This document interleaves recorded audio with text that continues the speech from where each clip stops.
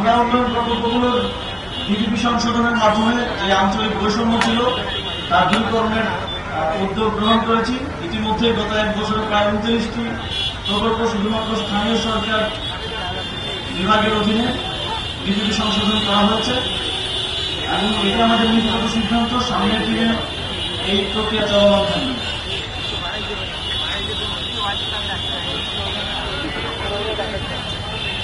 5ই আগস্টের পর অন্তর্বর্তীকালীন সরকার দায়িত্ব গ্রহণ করে এই সেতুর কাজ অতি দ্রুত সময়ের মধ্যে সম্পন্ন করার জন্য আমরা নির্দেশনা দিয়েছি এবং 6 মাস সময় থাকতেই আজ আমরা সফলভাবে এই সেতু মাওলানা ভাসানী সেতু উদ্বোধন করতে পেরেছি এবং আপনাদের দীর্ঘদিন ধরে এই অঞ্চলের মানুষের যে যাতায়াতের সমস্যা তার সমাধান করতে পেরে আমরা গর্বিত।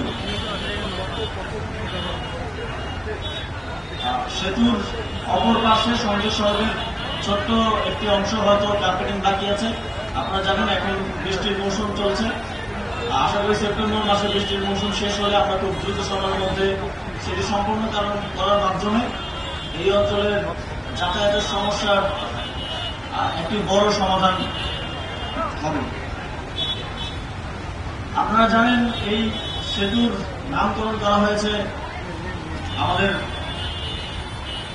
এই বাংলাদেশের ফাউন্ডিং ফাদার্সদের একজন মাওলানা ভাসানীর নামে।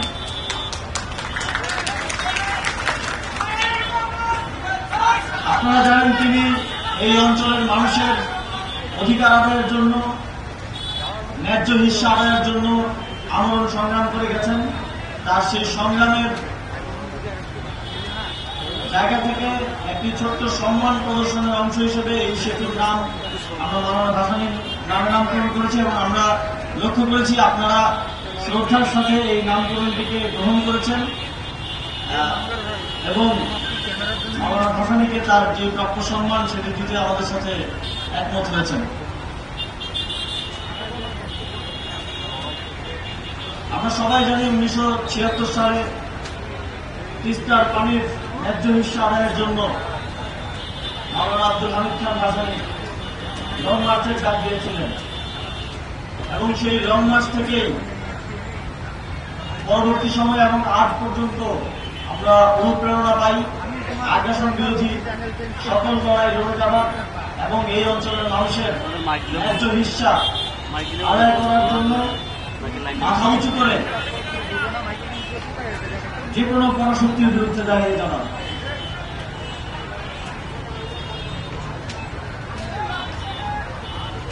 অত্যন্ত দুঃখের বিষয়, আজ স্বাধীনতার 54 বছর পরেও আমরা তিস্তা সহ সীমান্তবর্তী এবং যেই ভারতের সাথে যেই নদীগুলো আমরা শেয়ার করি সেই নদীগুলোর পানির ন্যায্য হিস্সা আদায় করতে পারিনি। জুলাই গণঅভ্যুত্থানের মধ্য দিয়ে এই অঞ্চলের মানুষের আগ্রাসনের পারাতনে, আগ্রাসনের নিচে দাবিয়ে রাখার যে ইতিহাস তা মুছে গেছে।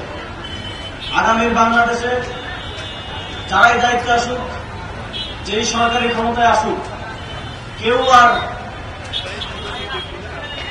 এই পরাশক্তি যারা আমাদেরকে আগ্রাসনের মাধ্যমে আমাদের ন্যায্য হিস্সা আমাদেরকে না দেওয়ার মাধ্যমে বঞ্চিত করে আসছে তাদের কাছে মাথা নত করবে না বলে আমরা বিশ্বাস করি।